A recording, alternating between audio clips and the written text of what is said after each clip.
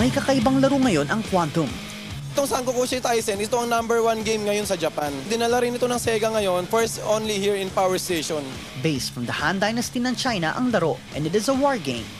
The aim is to defeat the other kingdom while plotting new and creative strategies. Pero what's interesting with this game, no need for joysticks or that 6 buttons na ginagamit sa other arcade games. Because all you need are cards. Yes, cards lang. Pagka nilaro mo siya kasi, ang pag-control mo sa machine is simultaneous. Ginagalaw mo mismo yung cards mo sa flat card reader, tapos simultaneous siyang gumagalaw sa screen. So whatever you command, paano mo igalaw yung cards mo, yun ang galaw ng machine, yun ang sa screen. This game has an equipment that tinatawag na flat reader type that has a very sensitive flat surface kung saan mo ilalagay ang mga cards. At ang flat surface na ito ay siya na ring gaming ground mo. To play the game, you must have the IC card kung saan nakastore ang XPs or experience points mo sa games. Then you have the cards tulad ng Spearman, Horseman, and the Archer.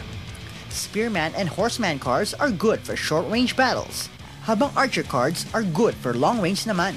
What's also cool about this game is you can choose what color your troops would wear, and the trackball sa left side ng game equipment na ito ang tool na gagamitin mo for you to choose what color you want. Kasi sa ganda rin ng graphics ng game, ma-enjoy ka, saka maengganyo ka talaga maglaro pa ulit-ulit. Although it's a war game, hindi gaano explicit ang violence dito dahil walang blood splatters kang makikita sa screen. And the game is mental dahil tactics, techniques, and strategies ang labanan dito.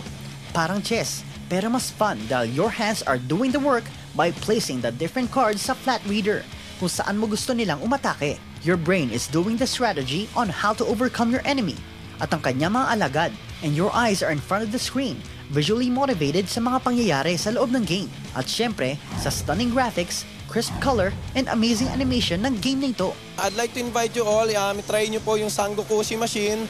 Andito lang po siya sa Rockwell, sa Power Plant Mall, Power Station. Go and try Sangokushi Taisen, at baka ikaw na ang maging outstanding general ng Han Dynasty troops.